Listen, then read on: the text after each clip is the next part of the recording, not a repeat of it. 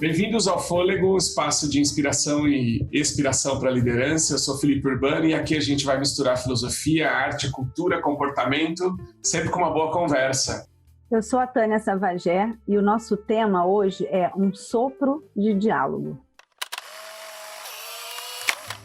O mestre zen e poeta Thich Nhat Hanh, indicado ao Nobel da Paz, fala que nada pode sobreviver sem comida e que tudo que a gente consome atua para nos curar ou envenenar. E aí ele fala que as palavras e as conversas são alimentos também e que elas podem nos nutrir ou nos intoxicar. Cuidar do que a gente fala e do que a gente ouve é importantíssimo para o nosso bem-estar. Quando a gente está num papel de liderança, o que a gente fala, então, tem um peso, um alcance, uma responsabilidade ainda maior. A nossa convidada de hoje é a educadora e psicóloga Lourdes Alves de Souza, conselheira e docente da Palas Athena, certificada em ética, cultura de paz e dinâmicas de convivência.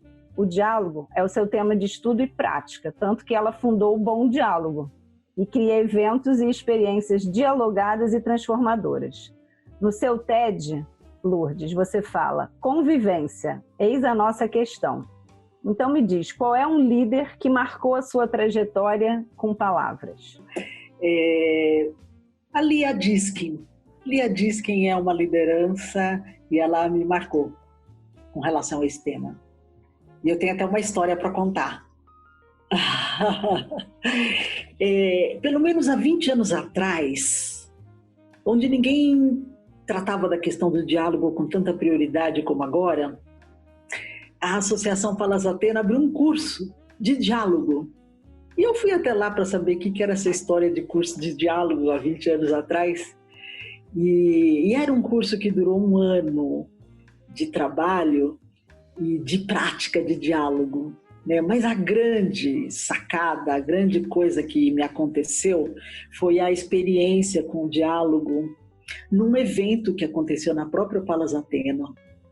Um evento daqueles onde tem assessores do prefeito, onde tem autoridades, onde tem muita gente falando, né?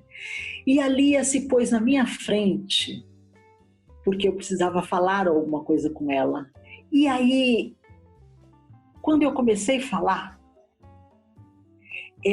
o corpo dela se dobrou para frente e ela ficou olhando para mim e eu pude falar o que eu precisava falar sem que ela interrompesse. Nada que estava acontecendo ao redor nos fez dificuldade para que aquela conversa acontecesse. Parecia que estávamos só nós duas conversando dentro daquele salão, né? Quando terminou aquela conversa, eu entendi claramente o que era estar em diálogo. E mais do que estudar a teoria, eu comecei a buscar a prática do diálogo. Como que a gente pode ser impactado pelo diálogo e como a gente pode impactar as pessoas com esta qualidade de diálogo, né? E a Lia, desde então, é a minha mestra. Lourdes, essa experiência com a Lia, me surgiu uma pergunta. Sim. E eu tinha preparado uma série de perguntas, mas é ótimo quando você entra por portas que eu não imaginava, e aí vão gerando outras qualidades de conversa. E eu queria fazer uma pergunta sobre, talvez, a anatomia do que aconteceu. Sim. Quando você teve essa experiência com ela, de uma compreensão mais profunda do que era diálogo e da prática, para que lugares você foi que te tirou do universo da teoria? E vou contar por que eu digo isso. Há tantas técnicas de diálogo transitando entre os líderes, principalmente no nosso ambiente corporativo. Sim. A CNV é um símbolo dela, né? Mas tem uma série de técnicas. E a própria CNV é muito mais que técnica, exercício de prática. Então, o que inaugurou para você, que foi para este ambiente da prática do diálogo, que fez muita diferença para você? É a emoção, Felipe. É a qualidade de presença. É você poder estar inteiro numa conversa. Você está presente fisicamente, mas você está conectado também emocionalmente. Né? Você está inteiro ali. Você não está pensando em nada, você só está naquele momento presente, vivendo aquilo. Você não está ocupado nem com nada que aconteceu antes. E tampouco com alguma coisa que vai acontecer depois. Você só está ali. E isso em si é uma experiência. Porque você também não sabe o que vem do outro. E isso precisa também ter uma abertura incrível para receber o que vem do outro. E quando você fala, né, e o outro pode te ouvir com inteireza, com integridade, isso é uma experiência emocional.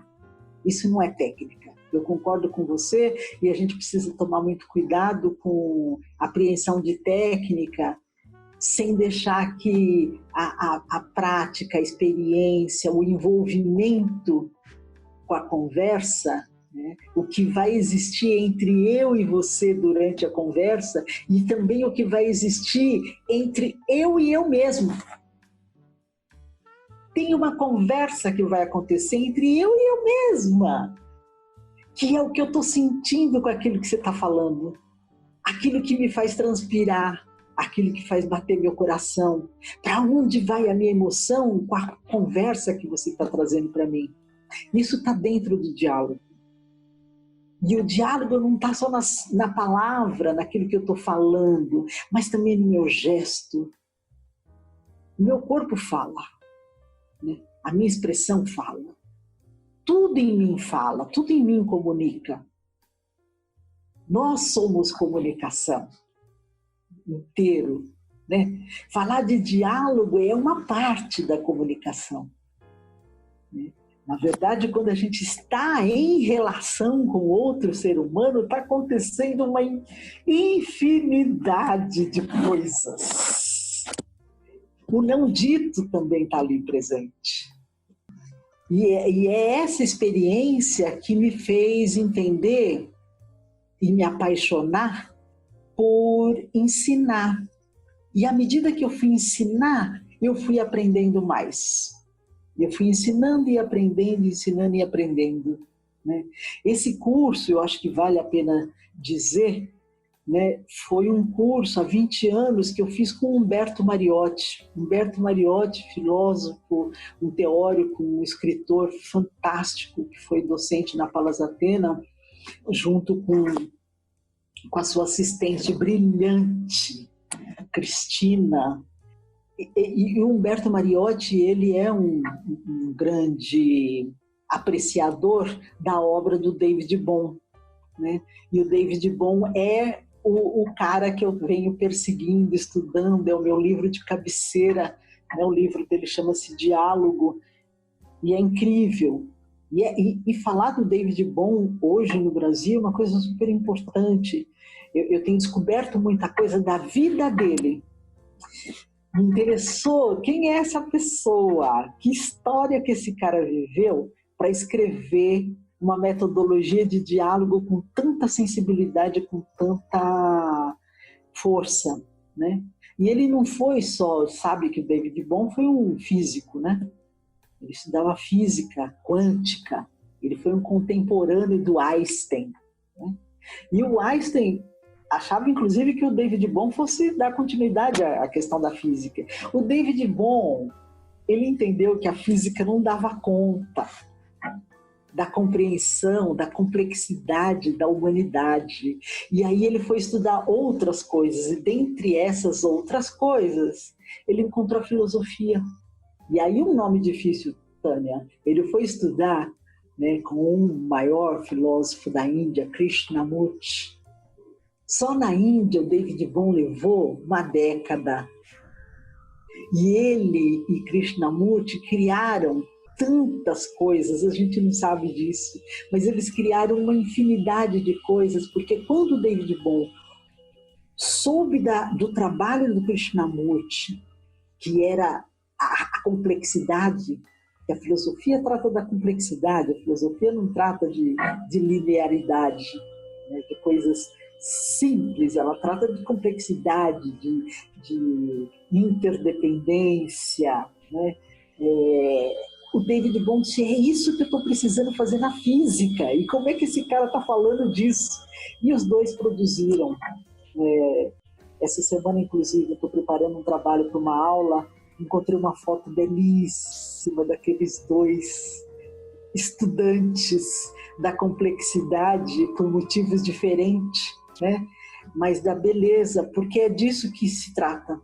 Não há separação entre o observador e o observado. Quando você está em diálogo, é uma fluição, né? Tem um fluido ali. Você não está falando do jeito que o Rubem Alves, por exemplo, põe num texto dele, um texto bem humorado do Rubem Alves, que chama Escutatória, né? É um texto até antigo, mas ele disse assim, eu acho que eu vou oferecer um curso de escutatória, porque está todo mundo tão interessado em retórica. E aí ele ao mesmo tempo questiona, será que alguém se matricularia nesse curso? Porque as pessoas querem escutar, falar. Né? Só querem falar.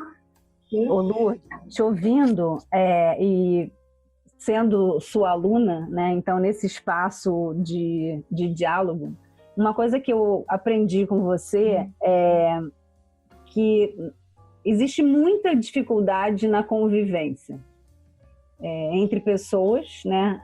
De todos os tipos, convivência na família, convivência no trabalho. Agora a gente está vivendo um momento até que ficou misturado, né? O trabalho e a família quase que no mesmo espaço. Mas você me falou uma coisa que a base de um bom acordo de convivência são os valores, né? Que é aquilo que a gente vai recorrer, né? Que é aquilo que a gente consegue sustentar. E quando você pensa em organizações, muitas delas colocam os valores ali na parede, mas nem sempre aquilo é praticado. E espera-se da liderança, principalmente da liderança, a prática daqueles valores. Por que você acha que é tão difícil sustentar valores na nossa convivência? Então, eu penso, Trânia, que as lideranças, as organizações, talvez pudessem tornar as coisas mais simples. A hierarquia, as regras, a convenção vai criando barreiras entre as pessoas. Não sei necessariamente se acontece o tempo todo, mas cria-se toda uma convenção que parece ser mais importante do que efetivamente o que as pessoas estão ali para fazer, para viver, né? A gente vai criando barreiras entre o que eu vivo na minha casa e o que eu vivo na organização, na empresa. Não sei se é possível fazer essa divisão tão cartesianamente, né? A pessoa que vos fala agora é a mesma que entra na universidade, né? Num curso de MBA de inovação, para dizer para aqueles jovens alunos de inovação que já estão dentro das organizações, que já têm equipes para liderar, mas que têm muita dificuldade em se relacionar com as pessoas. E aí o que ela vai liderar, se não pessoas? E aí o que também tenho trabalhado na universidade com os alunos, e eles acolhem de forma generosa a proposta, é que quando eu penso num processo de inovação, eu tenho que pensar um processo de inovação que é a partir de mim mesmo. O que tem de novo em mim? O que é que eu faço comigo? Como é que eu invisto na minha pessoa e desenvolvo possibilidades de inovar? Porque a inovação não está no aparelho, não está na máquina, não está no recurso tecnológico, está nas pessoas, na qualidade de relação que a gente tem com a gente mesmo e na qualidade de relação que a gente tem com o outro. Então, aí está a grande questão que você traz, né? Que são os valores, né? Esse tema, diálogo, é um valor. Se a liderança não souber tratar disso como um valor, vai continuar fazendo discursos de cima para baixo, vou falar para, né? E não estará falando com, porque o que aproxima as pessoas é falar com elas. E aí, não importa em que nível estejam as pessoas, né? Dentro ou fora da organização, onde quer que você esteja, né?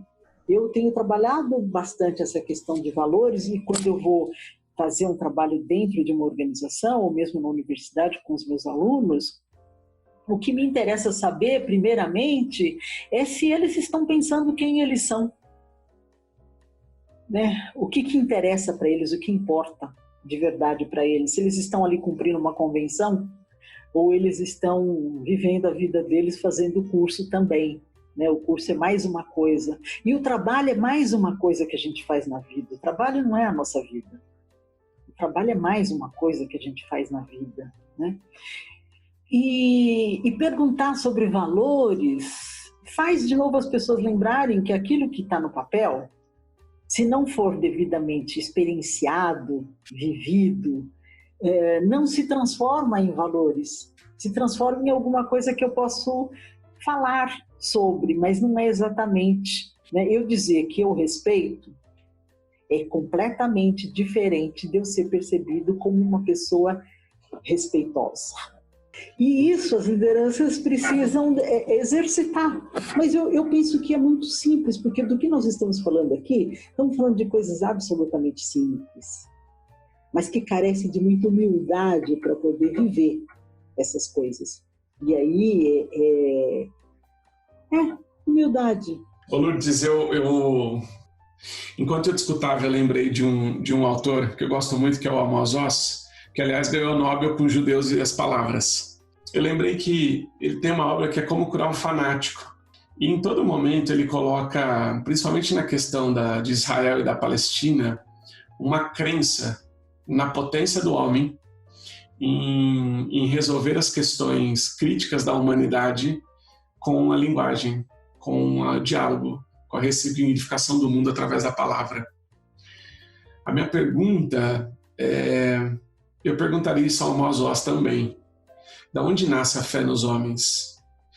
Por que eu digo isso? Porque a liderança, acreditar que o grupo tem a potência de resolver qualquer questão, como seus alunos de inovação, ou um líder tocando uma reunião, neste lugar de falar com, precisa de uma demanda de fé nos homens. Você está esbanjando aqui. Para usar um termo bem simples, porque tem uma confiança nisso. De onde vem a fé nos homens? Antes do diálogo, de onde vem?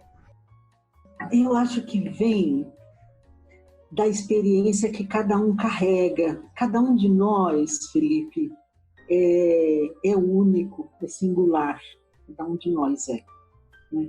Assim como é a nossa digital, que tem a ver com as nossas histórias, tem a ver com a comida que eu comi, com a bebida que eu bebi, com a escola que eu frequentei, onde eu nasci, tem a ver com tudo que cada um de nós constrói e que é a nossa história. E que funciona como se fosse uma mochilinha que a gente carrega nas costas. E onde quer que a gente vai com aquela experiência, né? Tem um documento internacional muito bonito que chama Manifesto 2000. E uma das coisas que esse manifesto... O Manifesto 2000, ele é uma releitura, uma interpretação da Declaração dos Direitos do Homem. E de toda aquela declaração imensa, eles colocam 6 pontos. Um deles é ser generoso. E aí eu perguntaria a você, a Tânia, aos nossos ouvintes, como é que se aprende a ser generoso? Onde? É na faculdade? Foi em casa? Foi no trabalho? Onde é que aconteceu que você aprendeu a ser generoso?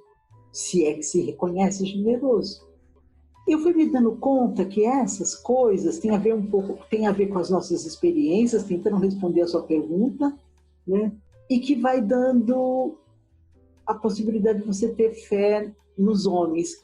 Onde é que eu aprendi o principal valor que eu cultivo? Alguns valores que eu cultivo, mas o principal deles é o amor. E eu aprendi a amar com a minha mãe. Tem uma capacidade de amar até aquele que você fala, puxa vida, talvez não seja tão apreciativo. Ela encontra um jeito de olhar que é possível amar. Eu aprendi com a minha mãe também a mediar situações. Minha mãe é uma grande mediadora. Minha mãe está com 93 anos, ela é a grande mediadora da família. Quando tem alguma questão que está pegando, é ela que chama todo mundo e ela consegue ouvir a todos em diferentes perspectivas e encontrar possibilidades de conexão. Com o meu pai, eu aprendi o valor da honestidade. Eu não conheço alguém que tão honesto como meu pai foi. E ele não falava nunca de honestidade, mas eu vi ele sendo. Quando eu entendi que aquele comportamento dele era de ser honesto, eu falei, gente, que cara incrível, né? Então, voltando, eu estou dizendo para você que essas coisas a gente aprende, esses valores são aqueles arraigados da vida inteira, né? E a gente vai aprendendo a ser generoso com alguém que foi generoso com a gente. E aí você consegue ser generoso depois com alguém, e você vai experimentando, e aí um dia você se vê uma pessoa generosa. A fé nos homens precisa ser aprendida. Ela também é intermediada pela educação. Exatamente. Muito bonito. Pelas experiências de vida, né? Eu acho que tive muita sorte. Tive pais muito amorosos, e que cultivaram valores na prática. Não é à toa que hoje eu sou uma profissional que atua em frentes sociais, na educação e etc. Porque foi isso, meu pai foi um sindicalista, era um metalúrgico, foi sindicalista, foi um homem de movimentos sociais, onde ele atuou, ele fez coisas acontecerem com outras pessoas. Então eu aprendi desde cedo a dizer nós. Pouco dizíamos eu, pouco. Em casa, sobretudo na infância, pouco dissemos eu, mas dizíamos muito mais nós. Eu tenho 65 anos, Felipe. O meu pai, se tivesse vivo, ele teria hoje 103. Mas ele foi, na família dele, um dos primeiros que veio do interior, que deixou a área rural para vir para a cidade. E ele veio sozinho, jovenzinho. Mas ele veio determinado a conseguir alguma coisa e buscar todos os outros para viver a experiência da cidade. E ele fez isso. Então, pela minha casa, na infância, passaram todos os tios e parentes todos que vinham, ficavam um tempo para depois se estruturar para poder estar em São Paulo, né? Sou paulistana. Essas coisas se aprendem. E a liderança, né? Voltando para o nosso tema-chave, o líder é uma pessoa, é um homem, é uma mulher. O líder é uma pessoa antes de tudo. Talvez o grande equívoco, e aí vai, né, já uma dica, talvez o grande equívoco nas organizações é que as pessoas se relacionam com os papéis. E se elas, além do papel, pudessem envolver a pessoa que cada um é, as organizações seriam muito mais fortes, muito mais ricas, porque estaria ali a humanidade de cada um, não só o papel. Relacionar-se com o meu gerente, com o meu administrativo, com o meu operacional, isso não significa nada em termos de desenvolvimento humano. Em termos de você fundar e sustentar valores dentro de uma organização, né? Eu preciso conhecer meu time. Se eu não conheço meu time, uau! Lourdes, eu queria pegar essa deixa do conhecer, porque tem o círculo, né, da Kay Prentice, que as pessoas estão cada vez mais sendo convocadas a cocriar, né? Virou meio moda, né? A cocriação. E como é que a gente cocria sem conhecer as pessoas, né? Então, se você pudesse falar um pouco sobre isso, né?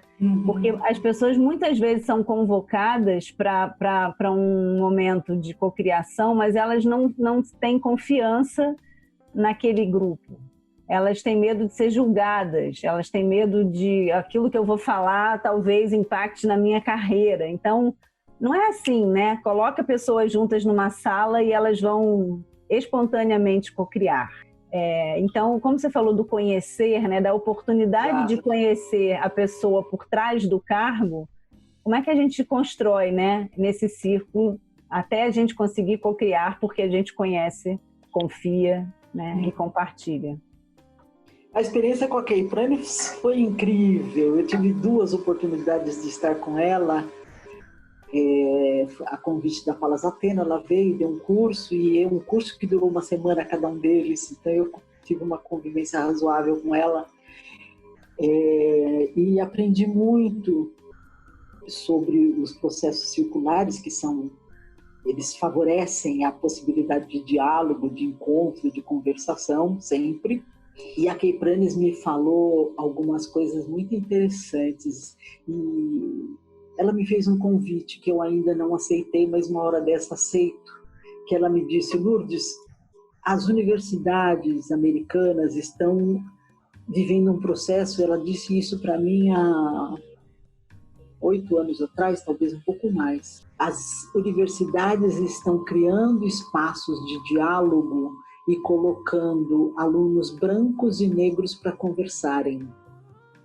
E para que eles possam ter uma experiência de dizerem uns para os outros, ou mais do que dizer, ouvir um do outro, como é que eles lidam com a questão racial e como é que eles podem conviver juntos, sendo diferentes. E ela me convidou para fazer essa experiência, e recentemente a Palas fez a tradução de um livro maravilhoso de um casal de terapeutas americanos que estão atuando na Virgínia, que é uma região bastante racista nos Estados Unidos, fazendo experiências. Esse casal de terapeutas, ele é um homem negro e ela é uma mulher branca. E os dois vão, nessa parceria, convidar as pessoas para fazer coisas juntas. Então, eles levam as pessoas para acampamentos de final de semana para que elas simplesmente convivam. E aí levam seus filhos, levam a cesta de sanduíche, e daqui a pouco as pessoas estão jogando, e aí elas se olham e falam: nossa, mas você gosta disso? Nossa, você também faz assim? Nossa, isso que você falou é muito interessante. Né? E aí as pessoas acabam sem título, sem apresentações prévias, ninguém leva os seus títulos para o acampamento e só convivem como seres humanos. Né? E correm, jogam bola, e brincam, e dançam, e cantam, e começam ali uma interação onde depois é possível eles falarem sobre os pressupostos, as ideias pré-concebidas de racismo e etc. Né? Mas voltando a Kay Pranes, ela me fez ver, ela tem um gráfico muito bonito, mas ela me fez entender de uma forma muito clara e absoluta que a maioria das empresas deixam de trabalhar 2 etapas muito importantes que poderia gerar muito engajamento, muito compromisso dos seus times, né? Que é a etapa do fazer com que as pessoas se conheçam, criar situações para que as pessoas possam ter um pouco mais de intimidade uma com a outra. E intimidade não significa, sobretudo nos Estados Unidos, não é nenhuma aproximação física, mas é uma aproximação emocional, né? Você saber coisas sobre a outra pessoa, você ter um pouco de intimidade com ela, né? Saber que você tem um bebê em casa, saber que de uma coisa que você gosta, enfim, criar um pouco mais de intimidade para que as pessoas possam se conhecer. Porque ela diz uma coisa bastante razoável, vocês vão concordar comigo: se as pessoas não se conhecem, elas não podem criar relações de confiança. Eu não confio nas pessoas que eu não conheço. Gente, elementar. E aí, para completar o ciclo, ela diz: olha, se você conhece, você confia. E o terceiro ciclo é, se você conhece e confia, você tem com quem compartilhar. Aí é possível compartilhar. Você chama para uma mesa de reunião, uma conversa, as pessoas não vão ter receio, elas não vão fazer agenda oculta, elas não vão ficar apenas concordando com a liderança, mas elas vão contribuir, porque elas sabem que podem, que não tem nenhum problema falar, né? E aí a última etapa do círculo, né? Se vocês estão me acompanhando, o círculo dividido em 4. Então, eu falei do conhecer, do confiar, do compartilhar e, por último, o último quadrante é o co-criar. Se eu conheço, eu confio. Se eu confio, eu compartilho. E se eu compartilho, eu também co-crio e me responsabilizo com a solução dos problemas, das dificuldades e estou engajado, né? Eu gosto de um tema muito usado popularmente, sobretudo pelos jovens, que é a ideia do tamo junto. Eu tenho falado disso, mas não como uma gíria barata. A gente precisa entender essa conversa do tamo junto. O que é estar junto? Dentro das organizações, dentro das nossas casas, na nossa comunidade, na nossa sociedade. O que significa isso? Maravilhoso. O Mohan tem uma frase que a vida é insuportável sem um pouco de alienação. Aí usar essa frase pro mal é muito tentador, né? Explicar qualquer coisa que a gente faz que não tenha muita explicação, tô num espaço de alienação. E no mundo corporativo tem uma... Toda vez que a gente fala de convivência, ela é uma... Assim como o Tamo Junto, o substrato dela é o happy hour. O substrato é um espaço de não construção de convivência, mas é um espaço não de ajuntamento, mas de aglomeração, em alguma instância. É claro, o happy hour pode ser esse ambiente, mas não me parece que assim como o Tamo Junto, me parece que assim como o Tamo Junto, ele precisa ser melhor compreendido. Exato.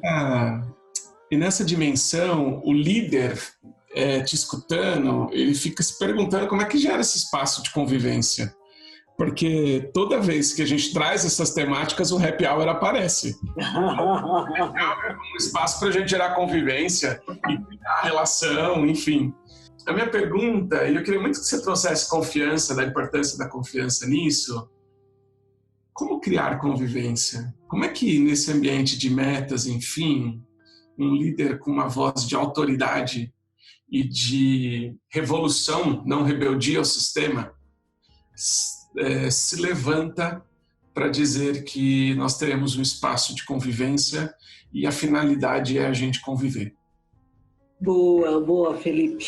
E eu diria para você, com muita segurança, de que a convivência começa com o diálogo que marca as nossas diferenças. A convivência não é alguma coisa que você só vai tratar da harmonia, do que converge, mas também do que diverge, da tensão, né? E aí entra de novo os valores da convivência, né? Quando tem uma história que eu gosto muito, vou contá-la bem rápida para a gente entender o que é a convivência, que é a história do Ubuntu, que provavelmente você já ouviu e talvez muita gente aqui já ouviu, que é a possibilidade de correr juntos, de dar as mãos e correr juntos. Isso é sustentado por valor. E aí eu diria para as organizações, para as lideranças, né, o que faria com que elas dessem as mãos para o seu time para correr junto? Porque precisa encontrar esse lugar. O que faz as pessoas darem as mãos e correr juntas? Né? Porque a convivência não é para criar aproximação, intimidade, não é lá no happy hour que começa, é antes. É quando eu vou pegar um cafezinho para mim, eu trago um para você também. Porque eu tenho 2 mãos, eu posso trazer 2 cafezinhos. Você não pediu, mas eu trouxe. Eu levantei para pegar minha água e observei que a garrafinha da Tânia está vazia e eu trouxe a dela. E aí é colocar tudo isso em andamento, né? Porque quando isso acontece, eu trago um café e você olha para mim e eu não estou interessada em absolutamente nada, não vou te pedir nada. Eu apenas trouxe um café para você e você percebe isso, ou você quer me contar alguma coisa e eu paro tudo e escuto o que você está trazendo, isso é convivência, isso são os sinais da convivência. São os pequenos detalhes. Não tem uma receita pronta. Embora eu vi muitos exemplos de coisas que acontecem no Japão, no curso que eu fiz sobre gestão do conhecimento, eles têm umas coisas muito boas. Por exemplo, eles criam algumas comunidades de prática para que dentro do horário de trabalho as pessoas possam falar sobre coisas que elas apreciam. E a partir disso faz grupos. Eu aprecio vinho, você aprecia vinho, então a gente pode conversar um pouco sobre vinho. Eu aprecio viajar, eu tenho muitas viagens e você também, e aí a gente cria um grupo para falar disso. E é interessante isso, porque se eu posso contar algumas coisas da minha viagem com alguém que também aprecia, sabe o valor que tem a viagem, a importância disso e tal, quando eu tiver que discutir com ela um projeto, a gente já quebrou várias barreiras.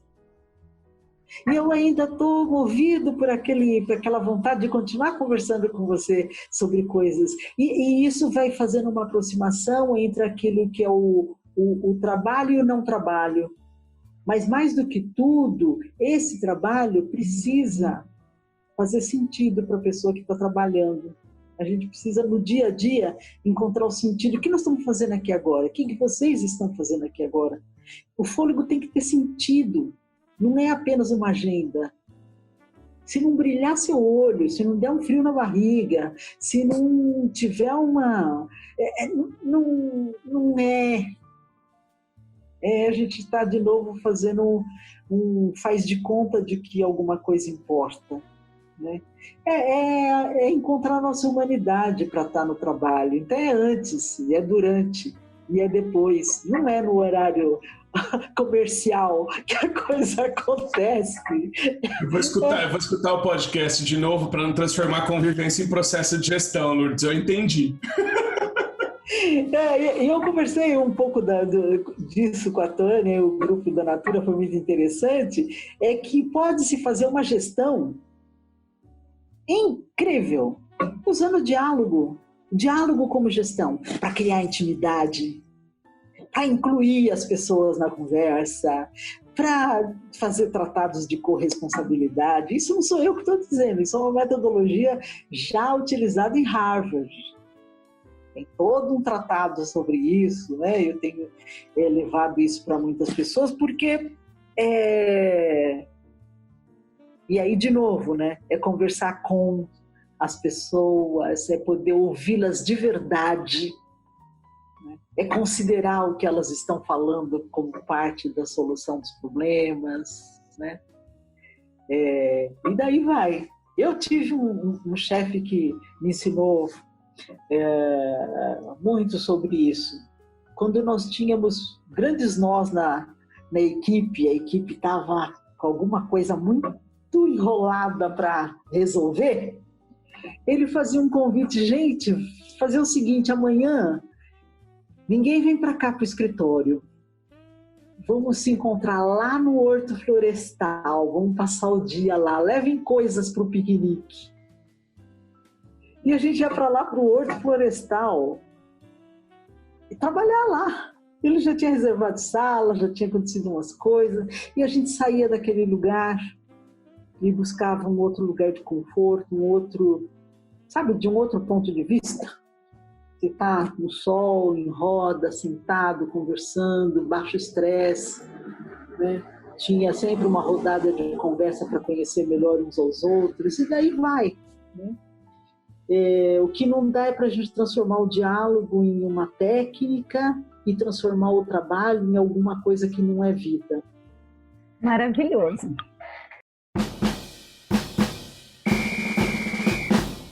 Lourdes, esse é um momento ping-pong. que eu vou te fazer umas perguntas daquelas que a gente responde com o estômago. Um livro. Racismo estrutural. Acabei de ganhar. Estou apaixonada por esse tema e por essa ideia de que a gente precisa, dentro das organizações, é importante que esteja gravado aqui nesse podcast para os líderes, que essa é uma questão importante e as empresas precisam pensar sobre isso. Boa. Trilha sonora da sua vida.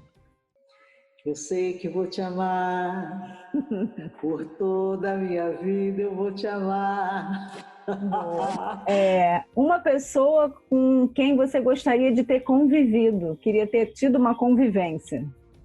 Leymah Gbowee. Leymah Gbowee. Leymah Gbowee é uma liberiana contemporânea. Eu estou lendo o livro dela, já me sinto amiga dela, gostaria muito de ter a oportunidade de conhecê-la pessoalmente, de conviver um pouco com ela. Maravilhoso. Uma liderança brasileira. Betinho. Tenho um carinho enorme por esse cara, sobretudo nesse momento de pandemia, onde as pessoas, no mais básico, precisam se alimentar, que a gente não pode deixar de pensar nas pessoas que estão com menos, né? O Betinho me ensinou muito a pensar sobre o todo, sobre todo mundo incluído. Lourdes, a gente tem um espaço que é o Respira Aí. Você, por diversas vezes, a sua fala foi na direção da liderança do Brasil. Várias vezes você disse, quero deixar isso registrado. Mas se você, escolhendo algo mais a dizer, o que você diria? Eu diria alguma coisa que foi dito pelo David Bohm. O David Bohm, ele dizia que o diálogo é o cimento que alicerça uma sociedade. Se a gente não tiver o diálogo, não sei mais o que a gente pode ter como ser humano. Sobretudo nesse momento de tanta fragmentação, polarização, de tanto ódio, né? É o diálogo, é isso que poderá, né, ser um caminho para nós brasileiros sairmos dessa sinuca de bico que nós estamos metidos. Precisamos conversar, todos os setores, o setor privado, a sociedade civil, o governo, né? O Brasil não é só um setor, o Brasil são todos os setores. A gente precisa incluir todos os brasileiros no diálogo, né? Desde os mais fragilizados, que também sabem o que precisam, até os mais potentes, inteligentes, mentes, mas precisamos dialogar. Isso me faz lembrar, para concluir a conversa aqui, de um autor também muito rico, o Adam Kahane, é um canadense de Montreal. Ele, antes de terminar o apartheid na África do Sul, ele foi convidado a trabalhar com uma metodologia fantástica na África do Sul para construir cenários, né? E ele conduziu por meses um grande diálogo na África do Sul. E foi a partir desse diálogo da África do Sul que eles escolheram que o melhor cenário de todos era eleger o Mandela, para que todo aquele sistema, o ranço do apartheid fosse banido, tirado, rompido, né? Então, o Adam Kahane, para mim, tem sido uma grande fonte de inspiração. Não o diálogo para falar sobre, mas o diálogo para ser um meio de criar novos caminhos e novas possibilidades.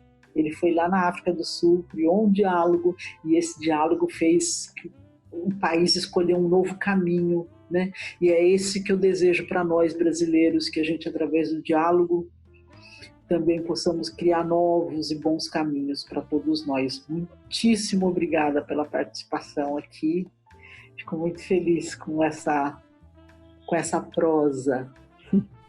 A gente que te agradece e para quem quer te ouvir mais, agora você fala onde que a gente encontra a Lourdes? O que você gostaria de... Eu tenho o meu Instagram, que é Lourdes Bom Diálogo. Eu não consegui dissociar minha pessoa da minha empresa, é Lourdes Bom Diálogo, a gente é tudo junto e misturado. Eu tenho esse canal do Instagram, é legal, tem meu canal do YouTube, né, Lourdes Alves, e, enfim, vocês me encontram, bota lá no Google, que eu estou por aí. E também na Palas Atenas, sou uma grande militante da causa da Palas Atenas, da cultura de paz. Muito bom, muito obrigada pela conversa. Ô Lourdes, tem uma coisa que o Fôlego inaugurou para mim, depois de ter conversado com tanta gente hoje. O próprio fôlego ser um instrumento de fôlego. Sensacional. Eu não tinha pensado nisso quando a gente pensou o fôlego, porque a ideia é que o fôlego fosse uma seta apontando para algum lugar. E a própria experiência dele foi um espaço de fôlego. Então eu queria te agradecer por isso e dizer para quem está acompanhando a gente, se você teve fôlego para acompanhar nossa conversa até aqui, muito obrigado.